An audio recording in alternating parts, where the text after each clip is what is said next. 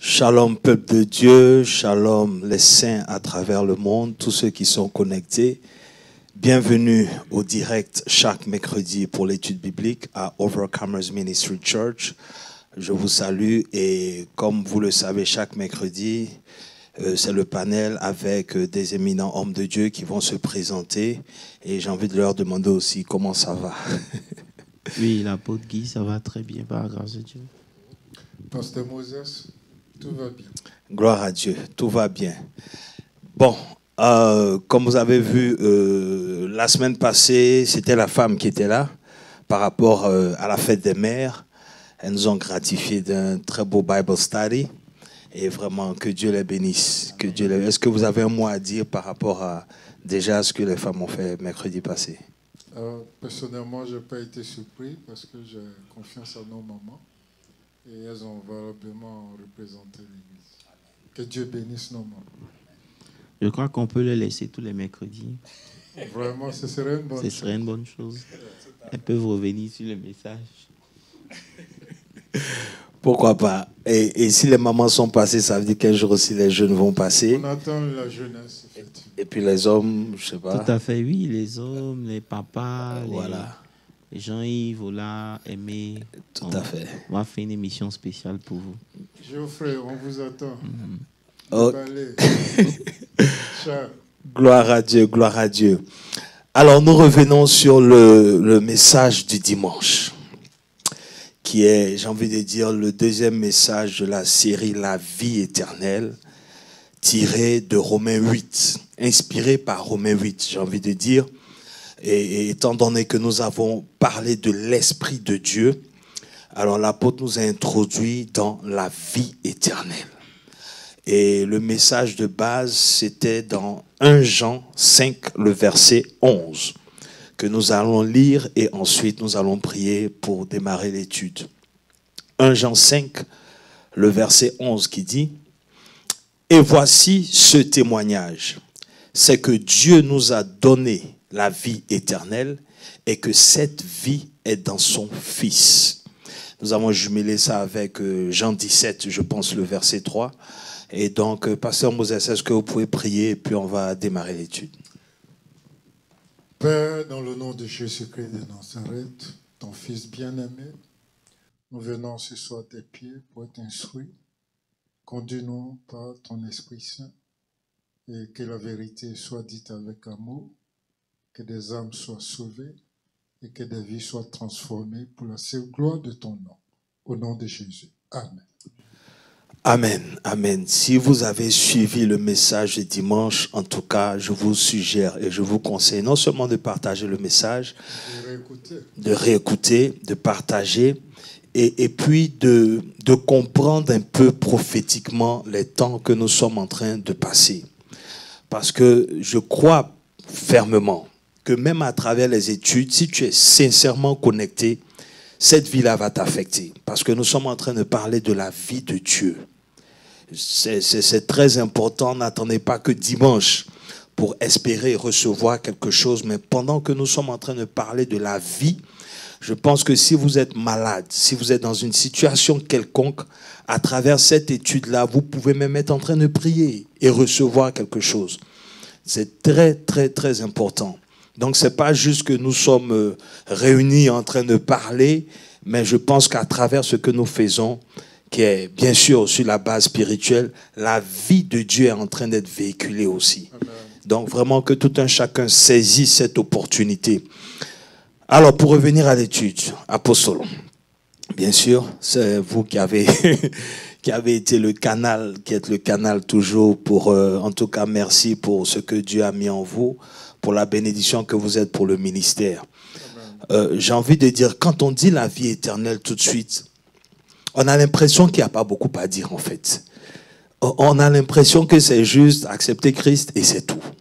Vous voyez un peu. Mais déjà, on est à 2 séries et on se rend compte qu'il y a beaucoup à apprendre. Donc tout de suite, impression vis-à-vis de, j'ai envie de dire des 2 messages, mais déjà une introduction par rapport à la vie éternelle. Waouh. En tout cas, donner sa vie à Jésus, c'est entrer dans un nouvel univers. Et cet univers, c'est quelque chose qu'on doit apprendre, c'est quelque chose qu'on doit comprendre afin de pouvoir vivre comme les apôtres ont vécu. Amen. Et donc la vie éternelle, c'est la vie à laquelle on a été appelé, qui va commencer sur la terre et qui finira dans l'éternité. Voilà, donc c'est ce que je peux dire. Pasteur Moses, impression, message du dimanche, comme introduction. Oui, comme ça a été dit, c'est un grand message. Et surtout dans la perspective qui nous présente un avenir. Mais pas seulement l'avenir. Parce que l'erreur de beaucoup de chrétiens aujourd'hui, il faut le dire, c'est que quand on attend la vie éternelle, on a tendance à faire une projection sur l'après la mort ou le retour de Christ. Mais comme il a été démontré, les apôtres l'ont vécu sur terre. Jésus l'a vécu sur terre. Et l'apôtre Jean l'écrit bien ici. Il dit, nous l'avons vu de nos propres yeux. Amen. Nous l'avons vécu. Nous l'avons expérimenté. Nous l'avons touché même. Il dit. Yes. Donc si il parle de toutes ces caractéristiques, c'est une évidence pour dire que c'est une réalité. Amen. Ce n'est pas une fiction. Amen, amen. Et dimanche, la question qui a été posée, que je vais poser tout de suite, pour commencer le message, c'était qu'est-ce que la vie éternelle? C'est avec ça que l'apôtre a démarré le message. Donc j'ai envie encore qu'on revienne peut-être sur ça pour déjà établir une certaine base. C'est vrai que lorsqu'on lit la parole de Dieu, il est question de la vie. Quand on a lu dans Romains, la Bible dit que si l'esprit de celui qui a ressuscité Christ entre les morts habite en vous, il vous donnera la vie. Yes. Et cette vie-là, on a compris que c'était la vie de Dieu. La vie éternelle, c'est un don de Dieu. Ça veut dire que c'est Dieu qui nous accorde sa vie. C'est la nature comme divine, comme on l'a dit, dans l'âme de l'homme.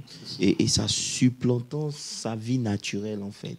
Ça veut dire que c'est Dieu qui communique sa vie à un homme au travers son esprit. Voilà. Donc c'est la vie de Dieu dans l'homme. Comme Christ était Dieu en chair, manifestant et vivant cette vie, c'est de cette même manière qu'au moyen du Saint-Esprit, cette vie-là nous est communiquée. Et ça tombe bien parce que j'ai changé un peu avec Pasteur Landry. Le Saint-Esprit, dimanche prochain, ça sera la Pentecôte, je crois. Et si on ne fait pas attention, on va rester dans le côté historique de la chose, sans prendre le temps de comprendre l'importance du Saint-Esprit dans la vie du chrétien. L'importance du Saint-Esprit, c'est que le Saint-Esprit vous donne de vivre la vie de Dieu sur la terre. C'est pour ça que le Saint-Esprit est là. Voilà, en général. Voilà. Et c'est pour cela qu'en répondant à cette question, Jésus lui-même y répond. Voilà. Et dans Jean 17, à partir du verset 3, il dit que la vie éternelle, c'est de te connaître. Toi, le seul vrai Dieu et celui que tu as envoyé, Jésus-Christ de Nazareth. Voilà, Jésus-Christ. Voilà. Donc, la vie éternelle, c'est ça. Amen. Donc, la vie éternelle, c'est qu'ils te connaissent, toi, le seul vrai Dieu. Et c'est là où on a mis l'accent sur connaître. On a mis l'accent sur connaître pour dire que c'était le même connaître dans Genèse 4, en ce qui concerne Adam et Ève. Et donc, c'est une intimité. Donc, avant de pousser plus loin, le verset avant qui avait été dit aussi, c'est capital 1 Jean 5, 11, parce qu'il dit que celui qui croit, non, verset 11. Et voici ce témoignage, c'est que Dieu nous a donné la vie éternelle. Et que cette vie est dans son Fils. Ça veut dire que, comme j'ai dit au début, la vie éternelle, c'est un don. Tout à fait. De Dieu. Donc Dieu ne va pas nous donner, il nous a donné. Et comme Pasteur Moses disait, la notion de vie éternelle, on a relayé ça après la mort. C'est comme si c'est une vie qui nous attend. C'est un passeport pour éviter l'enfer. C'est une échappatoire ou bien un échappatoire pour l'enfer. Alors qu'il dit que Dieu nous a donné la vie éternelle. Donc c'est un fait. Et cette vie est dans son Fils. Donc celui qui reçoit le Fils, il reçoit en même temps la vie de Dieu. Amen. Et c'est pour cela que quand vous voyez, on a allé plus loin. Quand on a pris l'exemple de l'enfant, de la conception. Yes. Le jour où l'enfant, bon peut-être que je vais parler plus rapidement que toi, mais voilà. Mais juste pour dire que le jour l'enfant est conçu, il reçoit tout en même temps. Yes. C'est juste un temps, une question de maturité qui manifeste ce que la conception a été ce jour-là. Voilà, donc c'est un peu ça. Je voulais même lire ce verset pour appuyer. Le même apôtre Jean, il écrit dans son évangile, il dit, au commencement était la parole. La parole était avec Dieu, la parole était Dieu. Elle était au commencement avec Dieu. Toutes choses ont été faites par elle, et rien de ce qui a été fait n'a été fait sans elle. Et verset 4. En elle était la vie. La vie était la lumière des hommes. Yes. Nous voyons ici que la vie dont nous parlons, peut-être pour aider les chrétiens, on leur dira, il faut d'abord connaître la vie. La vie, c'est Jésus. Ok. Et Jésus le déclare à plusieurs reprises.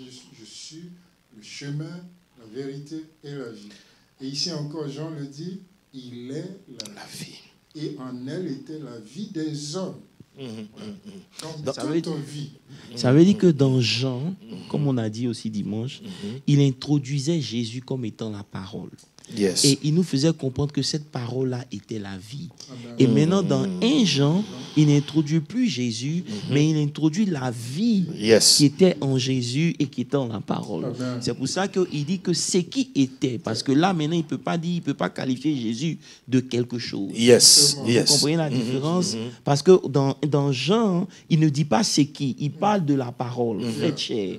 Donc, il reconnaît la parole comme une personne. Yes. Mais ici, il parle de ce qui était. Si tu mets 1 Jean 1, je crois, 1 Jean 5, à partir du verset 1, je crois. Non, 1 Jean 1, verset 1. Voilà, 1 Jean 1, verset 1, je crois. Voilà. Il dit ce qui était. Yes. Il ne dit pas celui qui était. Yes. Alors que dans Jean, il dit au commencement était la parole. La parole était avec Dieu. Donc ici, vous voyez que maintenant, il quantifie ça par une chose. Tu comprends? C'est pour ça qu'en anglais, il dit that's which was, tu vois un peu. Donc ça veut dire que c'est une chose. Et c'est cette chose-là qui définit et qui est la parole, qui est la vie éternelle en fait. Donc Jésus, qui est la parole, qui est venu avec cette vie et donne cette vie à celui qui le reçoit. Yes. Donc, dès que vous recevez Jésus, la vie éternelle vous est accordée. Amen. Voilà. Donc, ça ne c'est pas quelque chose qu'on vit quand on meurt après la mort, mais c'est quelque chose qu'on reçoit automatiquement et qu'on doit vivre sur la terre. C'est la vie de Dieu dans l'homme qu'on appelle la vie éternelle. Wow. Donc, ça détermine automatiquement que tu ne peux pas vivre la vie de Dieu sans Jésus. Impossible. C'est clair. Ça veut dire qu'en dehors du Fils, toute vie qui est manifestée n'est pas la vie de Dieu. Elle peut être spirituelle, mais pas celle de Dieu. Parce qu'il y a des gens qui sont aidés par des esprits, on avait même dit justement dans le premier message, qui avancent dans la vie. Ça veut dire que leur vie est influencée par des entités qui leur donnent de manifester une certaine vie sur cette terre. Mais ce n'est pas la vie éternelle, ce n'est pas la vie de Dieu. La vie dont on parle ici, c'est une vie qui vient seulement lorsque vous acceptez et que vous reconnaissez comme Jésus étant votre sauveur et Seigneur. Et lorsque vous recevez cette vie, elle ne vient pas de façon progressive. Non.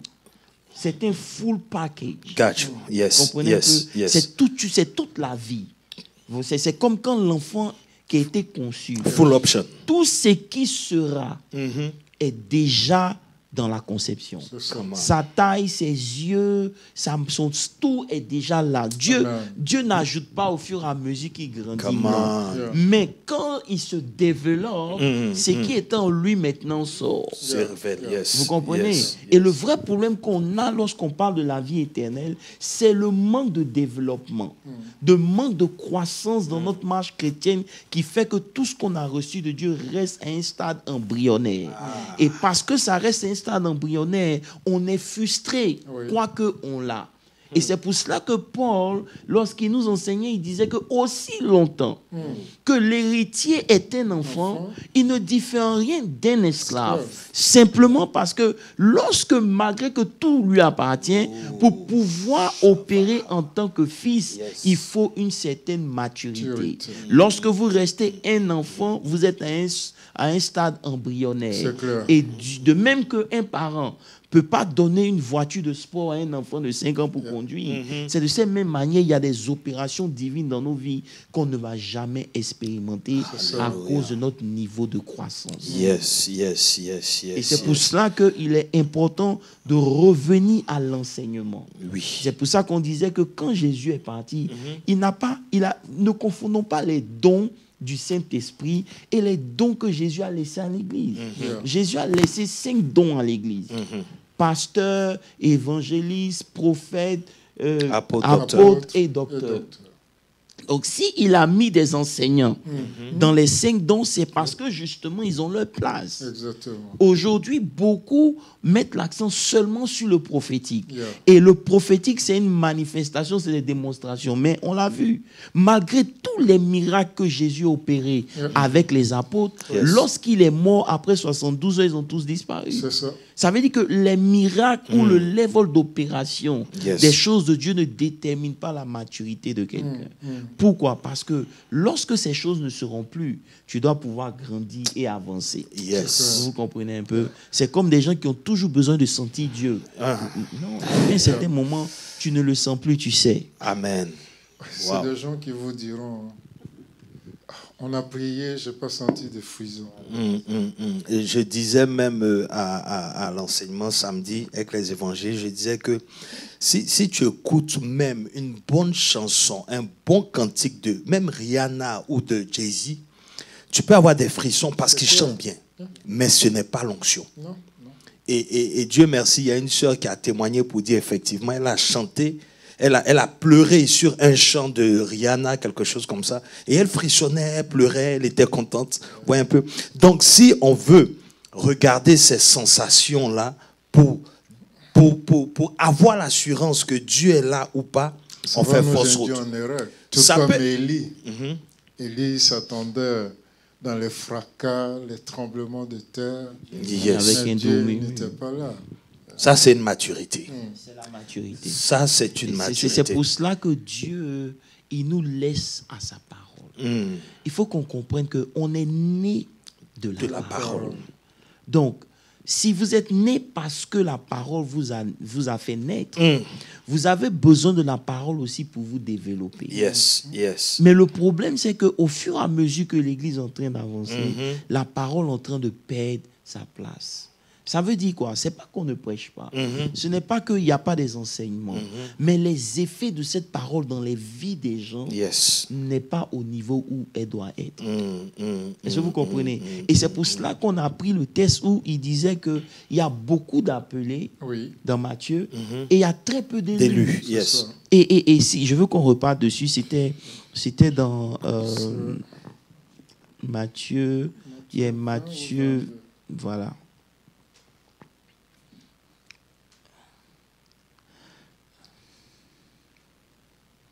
Beaucoup d'appelés et peu d'élus. Je crois que c'est dans Matthieu. C'est même plus là.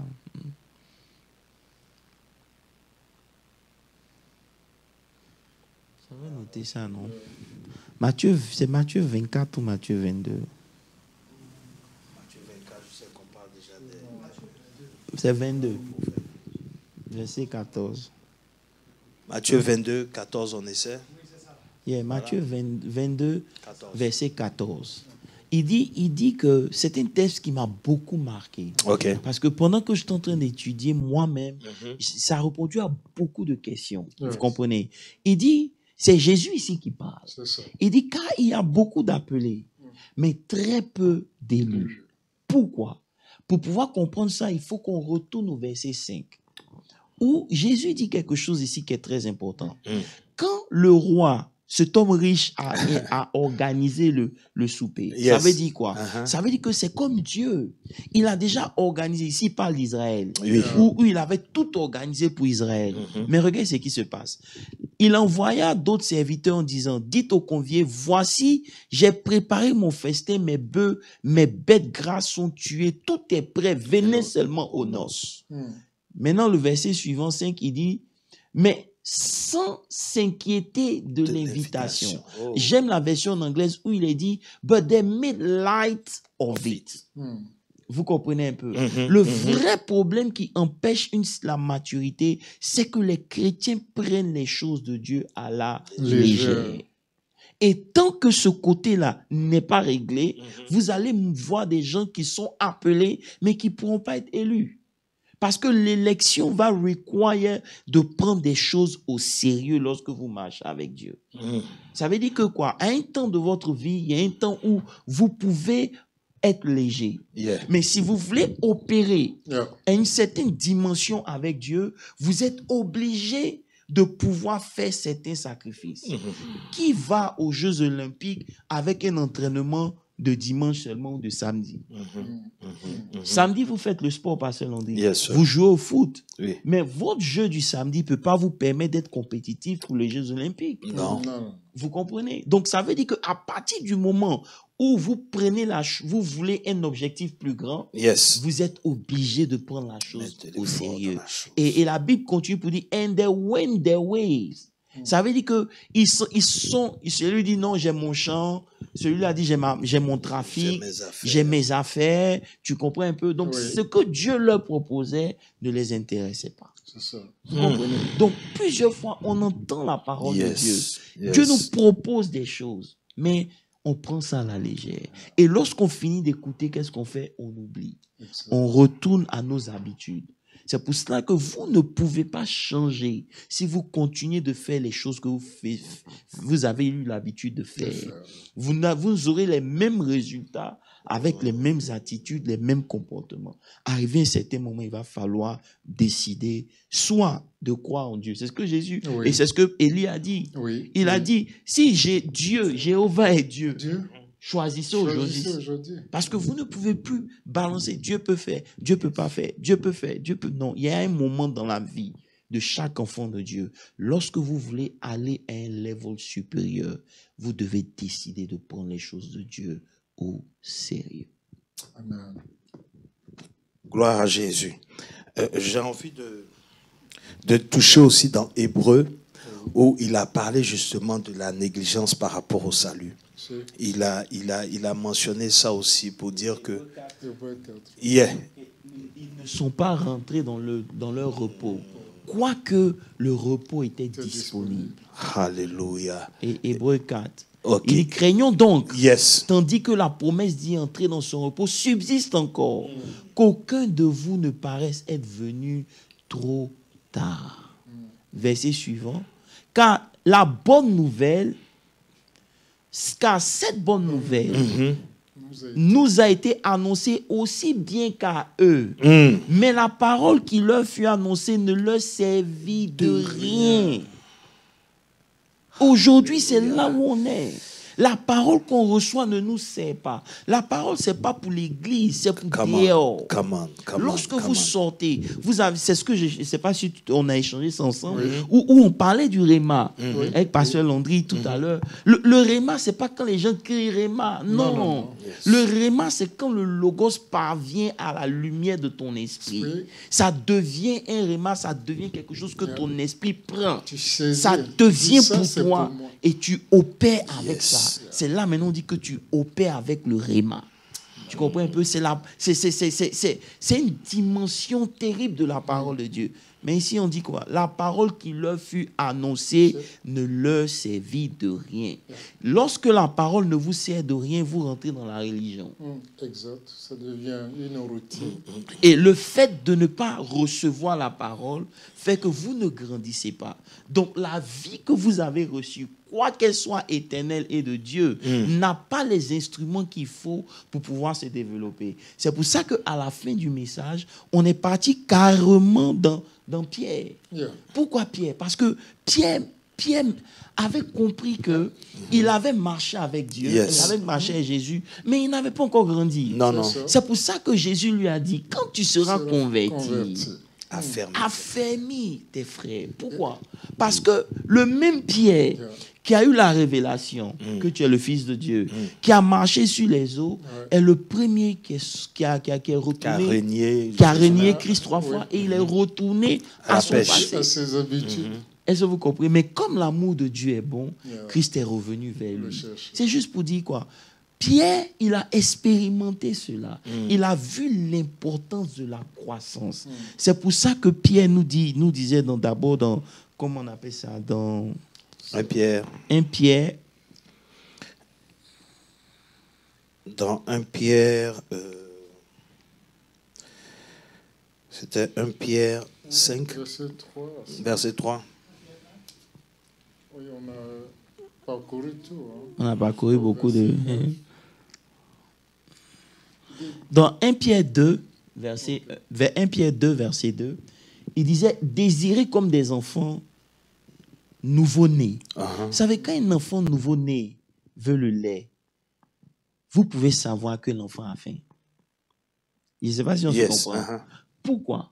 Parce que le désir de vouloir manger fait que l'enfant a des réactions. Tout à fait. Il crie. On sait que l'enfant, il a faim. Donc, il dit, le même désir que l'enfant a pour le lait, là, vous qui êtes convertis, vous qui êtes des nouveaux-nés, désirez aussi le desire the pure milk of the word, that you may grow. Tu comprends? En fait, ici, non, en fait, the pure milk of the word. Donc, il y a la parole, et dans cette parole-là, il y a un lait qui est pur. La pureté de la Ça veut dire que lorsque vous êtes un enfant, écoutez la progression, il y a le lait qu'on vous donne. Yes. Ce lait-là, ça vous permet de grandir à un certain level. Mais lorsque vous grandissez, il dit, ne cherchez plus le lait. Est-ce que vous comprenez un peu? Parce que maintenant, vous êtes arrivé à un niveau où le lait ne vous suffit plus. Et c'est là où certains d'entre nous sommes arrivés. Parce qu'ayant bu le lait à 18 ans, on n'a plus grandi. Et lorsque vous ne grandissez plus, vous reculez. Vous êtes un attardé par rapport aux gens de votre génération. On prend un exemple. Si c'est à 15 ans que toi, tu es au primaire, tu te retrouves au niveau des enfants de 5 ans, 10 ans. Tu es vieux, mais tu es au milieu de... Pourquoi? Parce que justement, ton développement ne te permet pas d'aller au collège. Et c'est ça qui est le problème ici. Donc, beaucoup parmi nous, nous sommes restés au niveau du lait. Maintenant, ils commencent d'abord pour dire de boire le lait qui est pur. Donc, il y a des choses que lorsque vous êtes un bébé, vous comprenez. Oh, l'amour de Dieu, Dieu, la protection de Dieu, la présence. C'est des choses qui sont bien. Yes. Maintenant, lorsque vous grandissez, il dit maintenant cherchez à devenir des partenaires. C'est la responsabilité. À la nature divine. C'est pour ça qu'après, dans 2 Pierre 3, le verset 18, il dit, mais croissez dans la grâce et dans la connaissance de notre Seigneur. Ça veut dire quoi? Il est possible de grandir dans la grâce. Dans tout ce que il y a des gens que vous allez voir qui vont opérer une grâce supérieure à la nôtre. C'est pas parce qu'ils sont privilégiés, mais parce qu'ils ont grandi dans la connaissance. La connaissance du Seigneur Jésus leur donne d'opérer avec une grâce qui est supérieure à la normale. Est-ce que vous comprenez un peu? Donc Pierre, il était passionné par le désir de voir les gens croître et grandir. Est-ce que vous comprenez un peu? Et c'est Pierre aussi qui a révélé où se cachait la vie éternelle. Ouais. Lorsque vous lisez 2 Pierre 1, le verset 3, quand on revient, il dit comme sa divine. Mais il a tellement bien expliqué. Il dit comme sa divine, 2 Pierre 1 verset 3, comme sa divine puissance nous a donné. Le jour où vous avez accepté le Seigneur, Dieu vous a donné tout ce qui contribue à la vie et à la piété.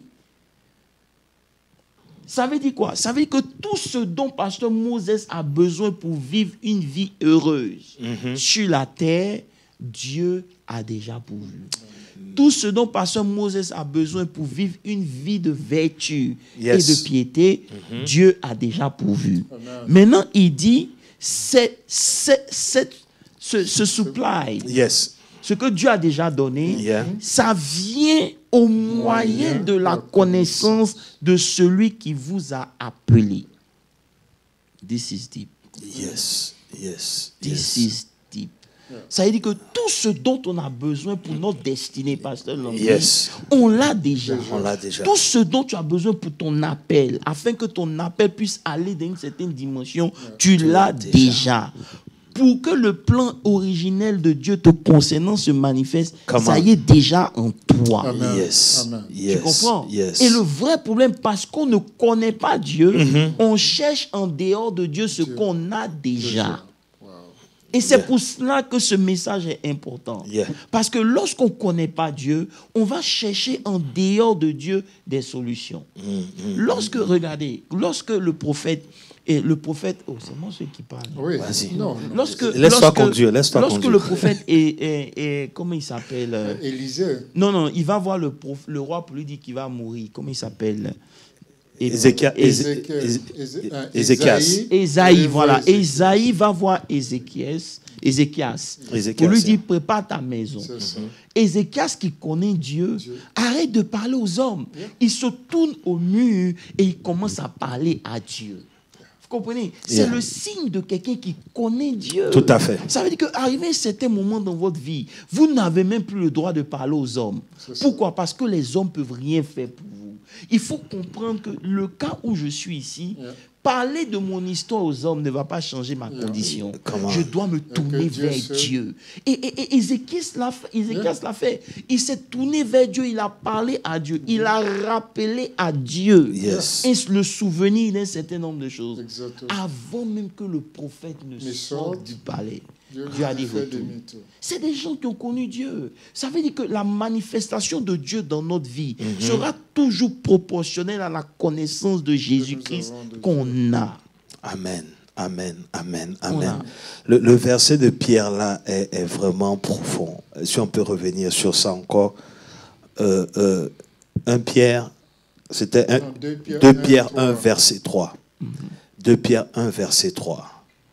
Donc lui-même, il a expérimenté ça. Il a vécu ça. Il est passé par le processus. Yes. Souvent, Dieu nous permet de passer par un certain nombre d'expériences dans la vie pour pouvoir mieux enseigner d'autres personnes. Et c'est ce que Pierre relève ici. Il dit, au moyen de la connaissance de celui qui nous a appelés pour sa propre gloire. Wow. Ça veut dire quoi? Jusqu'à présent, toute cette semaine, j'ai réfléchi sur ce texte et tous les jours, mon esprit est émerveillé. Amen. Parce qu'il dit, il nous a appelés pour sa propre gloire. Yes. Amen. Ça veut dire que si Dieu t'a appelé, c'est pour que lui, la gloire lui revienne à lui. Donc, c'est vrai, il y aura des moments où la honte peut venir. Mais lui, Dieu, il va toujours tirer gloire de son appel sur ta vie. Amen. Et ici, vertu, c'est l'excellence, en fait. J'ai étudié le mot, il parle de l'excellence. Il dit, il nous appelle à une vie d'excellence. Une vie qui fait plaisir, une vie qui démontre que Dieu existe. Amen. Vous comprenez un peu? Et tout est déjà là. Vous allez me dire, ok, mais si c'est là, où ça est? Pourquoi on ne manifeste pas ça? Pourquoi? Parce que tu cherches mal. Ok. 2 Pierre, c'était quoi? 2 Pierre 1, 3. Ça, c'est 2 Pierre 1, 3. Oui. Et Même puis aussi, on a verset touché 4. versets 4 et 5. Lesquels nous assurent de sa part les plus grandes et les plus précieuses promesses, afin que par elles vous deveniez participants de la nature divine, en fuyant la corruption qui existe dans le monde par la convoitise. À cause de cela même, faites tout. Attends d'abord. Allons doucement, parce que ça, c'est le corps. Yes. On n'a même pas encore étudié, on a Revenons juste... au verset 4. Revenons au verset 4. Yeah. Il dit, lesquels nous assurent de sa assurent. part les plus grandes promesses, afin que par elles, vous deveniez participants de la nature divine. Donc, il a tout ce qu'il a déjà donné, ok, tout ce dont tu as besoin, il n'a pas caché à l'extérieur. Il a mis ça en toi. Est-ce que vous comprenez un peu? Yes. Il a caché ça à un endroit où personne ne peut voir, C'est ça. si ce n'est que en toi. Toi-même. Maintenant, il dit, il a mis ça, regarde la version anglaise. Faut lire la version anglaise. By which have been given to us exceedingly great and precious promises, that through these you may be partakers of the divine nature, having escaped the corruption that is in the world through lust. Laissez-moi expliquer un peu ça ici. Vous savez, lorsque on est né Oui. de façon naturelle, notre esprit est mort à Dieu. Yes. On est d'accord? Oui. D'accord, on est d'accord. Notre esprit est mort à Dieu. Donc, voilà ce qui se passe en fait. Donc, ce qu'il est en train de dire ici, c'est que puisqu'on a notre âme, Oui. notre âme, par défaut, lorsque vous êtes l'homme le plus bon de la terre, si vous ne connaissez pas Christ, votre âme est déjà corrompue. Vous êtes à pécheur. 100%. Yeah. C'est clair. Vous comprenez? Donc, et at your best, you still... Tu es toujours Sinner. mauvais. Yeah. Tu es sinner. Vous comprenez? Donc, qu'est-ce que Dieu fait? Dieu, la vie éternelle qu'on a reçue, Oui. il a déposé ça dans l'esprit qui a été né de nouveau. Yes. Amen. Est-ce que vous comprenez un peu? Yes. Donc, Yes. il a mis sa vie dans l'esprit qu'il a ressuscité que tu as. Tu Amen. comprends un peu? Dans bon, pour simplifier, Oui, oui. lorsque tu reçois Dieu, tu reçois l'Esprit de Dieu. L'Esprit de Dieu. L'Esprit de Dieu que tu as reçu là, Yeah. il allait cacher la nature divine là-bas. Yes. Il a mis la vie éternelle là-bas. D'accord. Come on. Tout le Personne ne package. peut toucher ça. Et il a C'est- scellé. Voilà, il a scellé. C'est là-bas. Maintenant, qu'est-ce qui se passe? Lorsque tu grandis, ton esprit maintenant commence à libérer ce qui est contenu dans la nature divine. yeah. Et maintenant, ton âme commence à accepter ça. Ah. Quand ton âme commence à accepter ça, Hey. automatiquement, l'âme maintenant influence ton corps. Yes. Vous Et on voit la comprenez? Et on manifestation. voit la manifestation. C'est pour ça qu'un bébé peut pas être un chrétien. Tout à fait. Non, non, non. Un Tout bébé à peut fait. pas être baptisé. C'est tout à fait. C'est pour important ça, de le mentionner. c'est pour ça qu'il a dit ici. Il ne sait même pas parler. Il pleure. Donc, apôtre, ce que tu viens de dire, ça veut dire que tu arrives à en même temps, l'âme a soif, en fait. Tout à fait. Parce que l'âme cherche cette connexion divine-là pour pouvoir justement vivre Ça- de son origine. Ça, c'est l'expérience que David a vécue. Il dit, mon âme supplie après toi, comme une biche supplie après un courant d'eau. Yes. Donc, l'âme maintenant, c'est comme si l'âme arrivait à maturité, en fait. C'est tout. De désir maintenant de la spiritualité pour qu'elle puisse s'exprimer de façon authentique et originale. Amen. C'est pour ça que Dieu ne s'intéresse pas à manager ton âme. Est-ce que vous comprenez un peu? Break this Beaucoup down. de gens payent des spécialistes, des docteurs pour manager leur âme, la pensée positive. Tout ça, c'est manager l'âme. Dieu ne s'intéresse pas à ça. Dieu veut que ton âme soit transformée. Et pour que quand ton âme est transformée, l'esprit est libéré. Parce que je m'explique. Yes. L'âme ne peut pas être transformée sans que l'esprit n'influence l'âme. Tout à fait. Donc, lorsque l'âme est transformée, ça veut dire que l'esprit est libéré, est libre. Oh. Et si l'esprit est libre d'opérer dans ta vie, Yes. il n'y a rien que tu ne pourras pas voir sur cette terre. Ça veut dire que c'est pour ça que lorsque Dieu veut faire quelque chose, il le fait en fonction de notre foi. Yes. Et à chaque fois que Jésus a guéri quelqu'un, il dit ta foi t'a sauvé. Yeah, Pourquoi? yeah. Ça veut dire que ton âme a permis à la semence de Dieu d'opérer comme il veut, ça produit le résultat. Là où ils ont douté, même quand Jésus est venu dans sa propre famille, il est arrivé, il est retourné. La Bible dit là, il ne put faire rien. Pourquoi? À cause de leur incrédulité. Donc ce n'est pas Christ qui est là ou qui n'est pas là physiquement, Yes. mais c'est la transformation de ton âme par Yes. le renouvellement de ton intelligence. Wow. Ça veut dire que quand Dieu dit c'est possible, ton âme dit quoi? Yeah. Si ton âme doute, c'est pour ça qu'on dit connaître Dieu Yeah. est la clé. Tout à fait. Vous comprenez un peu? C'est pour ça que Jésus a résumé pour dire la vie éternelle, là, c'est de te connaître. Pourquoi? Parce que lorsque tu connais Dieu, ton esprit s'associe à Dieu. Yes. Et si ton esprit est en accord avec Dieu, automatiquement la vie de Dieu va se manifester dans ton âme et ça va produire les effets dans ton corps. C'est pour ça que j'ai donné Colossiens 3, le verset 9, où il dit, le verset 10, il dit ayant revêtu l'homme nouveau. C'est le revêtement de l'homme nouveau. C'est ça. C'est là Qui aussi. se renouvelle dans la connaissance selon l'image de celui qui l'a créé. C'est là où tu as parlé aussi d'encounter. De la rencontre, c'est-à-dire. Encounter. Yes. Justement. Parce que quand on définit la rencontre, c'est quoi? La rencontre te permet d'expérimenter quelque chose qui fait que tu es convaincu que la chose existe. Parce que je suis ici, Pasteur Landry, je sais que Pasteur Landry existe. Est-ce que vous comprenez un peu? Et c'est ça. Et c'est pour ça que quand Pierre a fini de parler de ça, il dit que si, revenons dans 2 Pierre 3, c'est ça, non? 2 Pierre 1, verset 4. Il a dit que lorsque la nature divine va commencer à se manifester, où tu deviens participant, tu échappes à la corruption qui existe dans le monde. Tu comprends un peu? Voilà. Ce n'est pas un effort personnel. Non seulement ce n'est pas un effort personnel, mais ça veut dire quoi? Tout ce qui est dans le monde, quand on parle de corruption, Et de convoi. ce n'est pas, comment on appelle ça, les gens qui volent l'argent. La corruption, c'est ce qui souille. Quand on dit que Dieu n'a pas permis que le corps de Jésus connaisse la corruption, ça veut dire que ça n'a pas pourri. Il faut comprendre un peu. Donc, tout ce qui est pourri, qui affecte les vies des gens, ne peuvent pas t'affecter toi. Amen. Donc, tout ce qui est dans le monde, là, toi, si tu fuis ça, ça ne te touche pas. Pourquoi? Parce que tu es devenu participant de la nature divine. Donc, la vie de Dieu commence à opérer à toi à un certain niveau qui fait que maintenant, les choses qui tuent les gens dans le monde, là, ça ne peut pas te tuer. Tu es scellé. Tu es scellé. Et c'est pour ça qu'au verset 4, il dit maintenant, à cause de cela, faites vos efforts maintenant.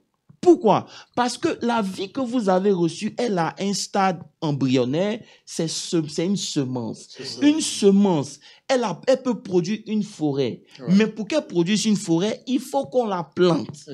Donc, cette vie-là, elle a besoin d'un environnement. Votre foi n'ajoute rien à la vie éternelle, mais votre foi permet à la vie éternelle de se développer.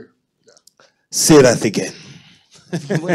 Et il faut répéter la dernière partie là. C'est important. C'est-à-dire que votre foi là, ça n'ajoute rien à la vie que vous avez reçue. Mais votre foi permet à la vie que vous avez reçue de s'exprimer. C'est pour ça qu'il dit, faites tout, faites vos efforts. Il dit, give all diligence. C'est-à-dire que tu dois te battre pour ajouter à la foi que tu as reçue là, que tu as reçue la vertu, la science, la connaissance. Et il a cité 7 choses.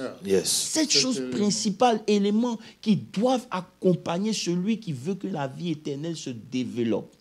Parce que la foi, là, elle est basée sur quelque chose. Elle est basée sur la connaissance. La foi vient de ce qu'on entend vient de la parole de Dieu. Donc, tu ne peux avoir la foi que si tu connais. si tu entends. Est-ce que vous comprenez un peu? Donc, tout ça là, ça vient pour nous dire quoi? Quand Jésus a résumé dans Matthieu, dans Jean 17, que la vie éternelle, c'est qu'ils te connaissent. Il n'est pas là en détail. Mais au travers Pierre, on a compris, au travers de Paul et de Pierre, qu'on a compris que cette vie dont Jésus parlait là, cette connaissance-là, c'est tout ça là. Est-ce que vous comprenez un peu? Ah, est-ce que vous prenez note? Est-ce que vous prenez note? Si vous avez des préoccupations, des questions, n'hésitez pas. Vraiment, je bénis Dieu pour ce temps-là parce que, Pasteur Moses, j'apprends beaucoup. J'apprends beaucoup. Et c'est là où on a touché au verset dans Acte 20, je pense le verset 32. Yes, Acte 20, 32. On va encore toucher à ce verset-là. Et maintenant, je vous recommande à Dieu et à la parole de sa grâce, à celui qui peut édifier et donner l'héritage à tous les sanctifiés. Which is able to build you up. Yes. And give you the inheritance. Ça dit quoi? Ça dit... That's beauty. Vas-y. That's beauty. Pasteur Moses, touche un peu le verset et puis on va avancer. Et maintenant, je vous recommande à Dieu et à la parole de sa grâce. Si on touche en anglais, on dit, so now, brethren, I commend you to God and to the word of his grace. Donc, il recommande d'abord les saints à quoi? À la parole. Parce qu'on a dit que justement, tu ne peux pas avoir la connaissance. Et tout commence par la parole, en fait. Voilà, et tu vois? je vais aller même plus loin. Pourquoi il vous recommande à la grâce? À la parole. Parce que la parole définit le champ d'action de Dieu. Yes. Moïse n'est pas là à l'école d'ouvrir les eaux. Il n'est jamais allé dans une école où on dit qu'il est capable d'ouvrir les eaux. Est-ce que vous comprenez? Ce que je veux dire, c'est quoi? Malgré qu'il n'est jamais allé à l'école de ces choses-là, il avait entendu parler de Dieu. Tout à fait. Il a expérimenté Dieu avec le serpent. Il a expérimenté Dieu avec la lèpre. Tu comprends un peu? Donc, si Dieu a déjà fait ça, donc il n'y a rien que Dieu ne puisse pas faire. Yes. Donc, en lisant la parole de Dieu, ça nous permet de voir la possibilité et les capacités de notre Dieu. Amen. Vous comprenez? Ça nous expose au Dieu qu'on engage dans nos prières. Alléluia. La parole de Dieu est la juridiction dans laquelle Dieu opère. Tout à fait. Dieu ne peut pas faire quelque chose en dehors de sa parole. Maintenant, imaginez si Moïse discutait avec Dieu. Moïse pourrait dire, mais moi j'ai vu seulement que tu as transformé le serpent en bois, le bois est devenu serpent, la lèpre, mais moi je n'ai pas vu à faire d'ouvrir la main là. Hein? Vous comprenez un peu? Et c'est comme ça qu'on se comporte. Pourquoi? Parce que notre connaissance de Dieu est limitée. Quand il s'agit de prier pour les autres, on a la foi. Quand il s'agit de nous-mêmes, on ne peut pas prier. Pourquoi? Parce qu'on n'est pas convaincu dans notre âme, dans notre être, d'un certain nombre. Mais je veux que vous poussez un peu par rapport à quelque chose. Parce que Moïse n'avait pas de Bible en main. C'est-à-dire, Moïse a expérimenté, n'est-ce pas? Et cette expérience-là, bon, est comme un livre pour lui. Mais ça en fait, même s'il n'a pas vécu... Laisse-moi même aller plus loin. Vas-y. Moïse est venu, il a ouvert la mer. Yes. Josué est venu, il a ouvert. Yes. Élie est venu, il a ouvert. Élisée est venu, il a ouvert. Mais quand Jésus est venu, il dit, moi, je n'ouvre pas. Moi, je marche. Donc, ça veut dire quoi? Il est fidèle dans toutes les générations. Tout à fait. Ce qu'il a fait pour les autres, il est capable de faire pour nous. Le seul problème, c'est quoi? C'est que nous, ce Dieu, on ne l'a pas encore rencontré. C'est pour ça qu'on a parlé d'expérience. Et c'est pour cela que c'est... Justement. Eux tous, ils ont marché sur les eaux. Donc, ce que Moïse a fait, Josué a vu. Josué a fait pareil. Ce que Élie a fait, Élisée a vu. Il a fait. Est-ce que vous comprenez un peu? Tout à fait. Et ce que Jésus a fait, Pierre l'a vu, il a fait. Donc, toi, tu es comment? Et puis, pour toi, ça ne va pas marcher. Come on. La vérité, c'est que nous ne connaissons pas Dieu et on prend Dieu à la légère. Justement, c'est pour ça que, parce que je ne veux pas qu'on pense que la parole, c'est juste ce qu'on lit. C'est juste la lettre. C'est une expérience manifeste. C'est pour ça qu'on a parlé de Réma. Ça dit que ça ne se limite pas à ce qu'on entend, et ce qu'on écrit ou ce qu'on lit. Donc, quand on dit de retourner à la Bible ou à la parole, ce n'est pas juste pour lire. Ce n'est pas académique simplement, non. C'est une expérience. La parole, elle est vivante. Voilà. Donc, elle est vivante. Donc, je dis ça parce que je sais qu'il y a des personnes, par exemple, qui ne savent pas lire, qui ne savent pas écrire. Mais qui expérimentent Dieu à un niveau. On m'a parlé d'un prophète au Ghana, dans les années... Au début même au Nigeria, qui était aveugle. Il a ouvert la plus grande église apostolique du Nigeria, j'ai oublié son nom. Il était aveugle. Tout ce temps-là, ils ont construit la plus grande église. Le jour de l'inauguration, il a demandé à Dieu d'ouvrir ses yeux. Dieu a ouvert ses yeux, il a vu. Dieu a refermé, il était satisfait. Un homme qui ne voit pas, mais qui a confiance en Dieu, ça veut dire quoi? Il a rencontré Dieu. Vous comprenez un peu? Et c'est ça qui est notre problème ici. Qui a mangé des pop-corn ici? Qui a déjà mangé pop-corn? Nous tous, on a mangé pop-corn. Mais pop-corn, quand on te donne, c'est dans quelle forme? Maïs. Pour que ça devienne pop-corn, tu mets ça où? Le feu, c'est le feu. Au microwave, ou tu fais ça dans le feu. Ça veut dire qu'on a reçu des choses de Dieu. Il faut qu'on ajoute un certain nombre de choses pour que ces choses-là puissent produire. C'est pour ça que Pierre a dit, et je vais répéter, dans 2 Pierre 3, 1 verset 3, à partir du verset 8, il dit, si ces choses,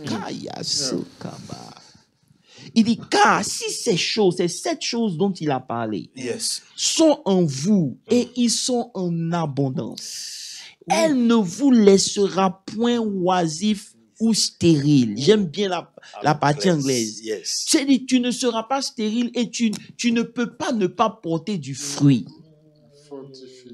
Tu comprends? Elle ne vous laissera point oisif ni stérile pour la connaissance de notre Seigneur Jésus-Christ de Nazareth.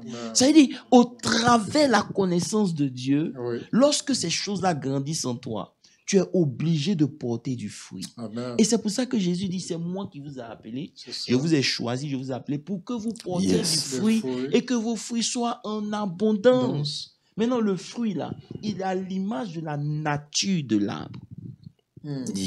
Donc, tant que la nature n'a pas pris forme en nous, on ne pourra jamais produire les fruits. Le manguier ne peut pas mettre Apple, donner Apple. Non, c'est impossible. Vous comprenez un peu? C'est pour ça. Ce message-là, on peut le prêcher même tout le reste de l'année. Parce qu'aujourd'hui, nous sommes l'image. Tout à fait. Nous sommes l'image. Notre âme n'est pas influencé par l'esprit. Et ça nous limite dans nos actions et dans notre espérance de vie. À chaque fois que Dieu nous dit quelque chose, on doit discuter. Wow. Ces choses-là te rendent productif. En fait, c'est ça. Quand il dit, ça ne va pas te laisser stérile. Ça te rend productif. Tu as des résultats. Car si ces choses sont en vous, et ils sont avec abondance, ce sont ces choses-là même qui ne vont pas vous laisser oisifs et stériles. Bon, c'est vrai que la version anglaise, je ne sais pas pourquoi oisif c'est barren, mais en anglais, barren, c'est stérile. Barren, c'est stérile, n'est-ce pas? Nor unfruitful. C'est-à-dire, il est impossible que tu ne donnes pas du fruit. Donc, ça veut dire que tu as, comme on a dit, tu es l'arbre déjà. Et c'est pour ça qu'on a dit que même le fruit, c'est après une saison, c'est la maturité, c'est après développement que ça, on voit le fruit. Tout à fait. Et j'ai aimé la continuité parce qu'on a dit que le fruit maintenant, c'est là où tu deviens une source de bénédiction parce que le fruit, c'est pas pour toi. C'est pas pour toi. Et le fruit, on voit le fruit de loin. On ne jette pas des cailloux à un arbre qui ça, c'est une parenthèse. Bref. On voit le fruit de loin. Donc, ça veut dire que dans ton apparence, dans ta parole, dans tout ce que tu fais, tu produis. Ça veut dire que on doit libérer la vie qu'on a reçue. Vous Vous savez, je ne sais pas, les jus, il y a des jus qui sont concentrés. Oui. Ces jus-là, il y a déjà le sucre, il y a tout ce qu'il faut, le goût, tout est dedans. Maintenant, tout ce qu'on te demande, il faut ajouter l'eau. Un peu d'eau, ça va dégager ce que le jus concentré, tu ne peux pas. Parce que c'est trop sucré, c'est trop lourd. Yes. Mais lorsque tu ajoutes de l'eau, ça permet au jus de répandre et de se développer et de donner la possibilité à plusieurs personnes de boire. Gloire à Jésus. La vie éternelle, c'est comme ce jus-là. Elle a besoin d'eau pour pouvoir devenir un jus normal. Elle est concentrée. Popcorn, là, il y a maïs sec que tu vois. Il y a ici aux États-Unis, là, les popcorn, ils ont déjà mis beurre. Ils ont déjà mis sel. Tout ce que tu as à faire là, c'est de mettre au microwave. C'est tout. Donc la vie qu'on a reçue, ce n'est pas une vie qui vient à moitié. On est l'image des choses à laquelle on apporte une importance. Alléluia. Si vous accordez une importance à la vie de Dieu en vous, vous allez voir les résultats de l'importance que vous accordez. Si cette vie-là ne vous intéresse pas, et que c'est une vie de dimanche, vous serez aussi un chrétien du dimanche. Parce que cette vie-là est rattachée à la connaissance. C'est vrai que le temps arrivé, on n'a pas pu toucher ça, mais il a parlé de cette intimité-là. Pourquoi? Parce que connaître quelqu'un et puis savoir des choses de cette personne, c'est deux choses différentes. Donc c'est au travers de l'intimité. Vous comprenez un peu? C'est pour ça que le Saint-Esprit est venu. Il est venu pour créer cette intimité, pour te permettre de pouvoir accéder à Dieu. L'appeler Père. L'appeler Père. Il vous a donné l'esprit d'adoption. C'est le Saint-Esprit. Ah, peuple de Dieu. En tout cas, nous sommes bénis et j'ai envie, comme message de la fin, parce que je veux vraiment que ce temps-là, je veux que l'apôtre prenne au moins 1-2 minutes pour vraiment déclarer des paroles par rapport à ce message, tous ceux qui sont connectés, pour que cette vie-là, j'ai envie de dire, ressuscite pour certains et emmène d'autres personnes à un certain niveau aussi. Et profiter en même temps pour dire que par la grâce de Dieu, nous allons reprendre les services bientôt aussi. Nous allons reprendre les services bientôt. Apôtre, je ne sais pas si tu veux dire quelque chose par rapport à ça. Bon, les travaux continuent, mais ils ont beaucoup avancé. Amen. Ce serait difficile de donner une date exacte, mais on espère et on prie que dans le mois de juin, en tout cas, tout pourra rentrer dans l'ordre et on pourra commencer. Ce n'est pas une date exacte, mais continuez de prier et Dieu va faire. Ça ne dépend pas de nous. Amen. Si ça dépendait de nous, automatiquement, ça allait être réglé. Mais ça ne dépend pas de nous, donc on était obligé de subir. Amen. Mais tout ce que Dieu fait est bon. Amen. Et c'est pour cela que nous le bénissons. Gloire à Dieu. Gloire à Dieu. Voilà. Gloire à Dieu. Donc, Pasteur Moses, un mot de fin, une déclaration, en tout cas, quelque chose à dire pour finir aujourd'hui. Je veux dire à nos frères et sœurs qui nous écoutent d'avoir cette soif-là en eux, la soif de croissance, la soif de connaître davantage Dieu. Ce n'est pas une connaissance abstraite, c'est une connaissance qui parle de l'intimité. Avoir une intimité avec Dieu. Je voulais donner juste ce petit témoignage. Un homme de Dieu qui lisait beaucoup de livres dans le temps, des écrits des hommes, parce qu'il voulait avoir beaucoup de révélations. Et un jour, pendant qu'il priait, Dieu lui dit, tu lis les autres pour connaître leur expérience par rapport à moi. Mais ce que je veux, c'est que toi, tu as une expérience personnelle. Et pour cela, tu dois lire ma parole. Gloire à Dieu. Donc, lisez la parole de Dieu dans un esprit de méditation et prière, et Dieu vous donnera beaucoup, beaucoup de révélations. Amen. Amen. Moi, je veux juste lire le verset 2. Bon, je vais lire le verset 1, 2. Et puis, je vais laisser l'apôtre déclarer les paroles et clôturer. Il dit, après, Jean 17, justement, il dit, après avoir ainsi parlé, Jésus leva les yeux au ciel et dit, Père, l'heure est venue, glorifie ton Fils afin que ton Fils te glorifie. Selon que tu lui as donné pouvoir sur toute chair, afin qu'il accorde la vie éternelle à tout ce que tu lui as donné. Or, la vie éternelle, c'est qu'ils te connaissent. C'est pour dire que c'est Dieu qui nous a planifiés, c'est Dieu qui nous a connus depuis le commencement. Et que notre personne ne dépend pas de tout ce qui est extérieur en fait, à ce qui est de la divinité.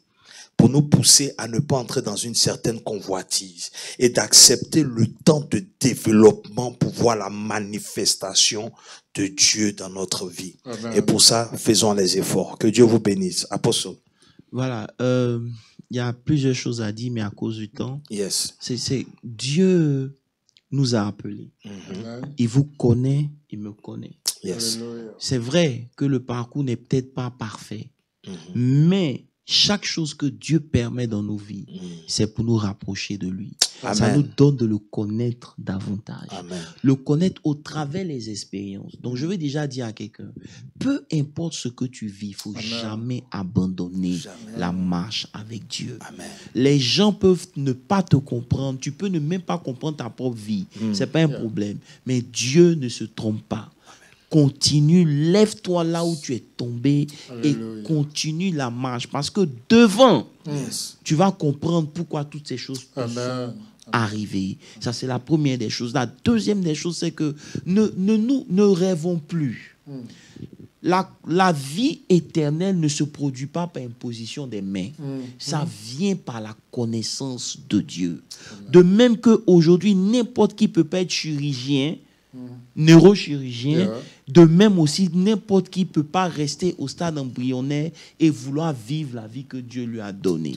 Ils ont tous payé un prix, ils ont étudié, ils ont grandi dans la grâce, ils se sont développés. La parole de Dieu est la clé pour vous permettre de grandir. Amen. Lorsque vous grandissez, il y a des choses qui arrivent directement dans votre vie. Amen. Cette vie-là, vous l'avez reçue. Vous n'avez pas le droit de la laisser au niveau de la semence. Restez un embryon dans votre esprit. Confessez que vous avez la vie éternelle, c'est une bonne chose, mais vous devez la manifester. Amen. Et si cette vie est en vous, vous pouvez vous lever là, vous dire, pour déclarer devant n'importe quelle maladie. C'est vrai que tu es venu, mais les choses anciennes sont passées. Alléluia. Voici, toutes choses sont devenues nouvelles. Et je déclare dans le nom de Jésus que tu n'as pas ta place dans ma vie. Amen. Que la vie qui est dans mon esprit, que j'ai reçue de Dieu, descende dans mon âme, acceptée par mon âme et soit activée dans ma chair et dans mon corps. Au nom puissant de Jésus-Christ de Nazareth. L'échec n'est pas pour toi. Tu peux tomber aujourd'hui, mais tu dois te relever. Parce que la semence que tu as reçue, elle est plus forte que celui qui est dans le monde. Il n'y a rien qui est dans le monde qui peut te déstabiliser. Rien du tout. Les hommes viennent, ils peuvent partir. Dieu est avec toi. Relève-toi et continue la marche. Parce que la semence en toi est plus forte. Je prie que l'Éternel te donne la force. Il dit, ceux du peuple qui connaîtront leur Dieu, ils agiront avec fermeté. Il y a deux choses qui viennent. Ils seront forts. Connais Dieu pour être fort. Et ils feront des prodiges. Tout ce que tu vas toucher va se multiplier. Amen. Ça vient par la connaissance. Je déclare dans le nom de Jésus que plus tu connais Dieu, plus tu expérimentes une facette de Dieu. Ne prends plus jamais les choses de Dieu à la légère. Considère Dieu. Donne-lui la place qu'il faut dans ta vie. Même avec tes imperfections, sois seulement sincère. Parce que Dieu aime les cœurs qui sont sincères. Je prie que Dieu te bénisse, qu'il te relève et te renouvelle. Que sa grâce surabonde dans ta vie et que toutes les voix qui criaient contre toi s'étaisent au nom de Jésus. Moïse a ouvert la mer, Josué a ouvert le Jourdain, Élie l'a fait, Élisée l'a fait, mais Jésus a marché sur les eaux. Et parce que Pierre aussi a marché, toi aussi marche sur ces eaux. Dans le nom de Jésus, tu as une dispensation plus grande que celle d'Élie. On a en nous une force plus grande que celle de Moïse. On peut marcher sur nos ennemis. Que Dieu te donne d'être fort et de marcher sur tous tes ennemis dans le nom puissant de Jésus-Christ de Nazareth. Mais n'oublie pas une seule chose. Toute chose concourt au bien de ceux qui aiment Dieu. Alléluia. Et dans toutes ces choses, nous sommes plus que vainqueurs. Tu appartiens à une génération de plus que vainqueurs. Amen. toutes ces choses font partie des choses qu'il faut pour te qualifier, afin que tu deviennes un plus que vainqueur. Que l'Éternel te soutienne, te supporte et te garde. Que sa grâce te fasse du bien. Dans le nom de Jésus, j'ai prié. Vis la vie éternelle. Amen. Au nom de Jésus, j'ai prié. Amen. Amen. Amen. Amen. À dimanche.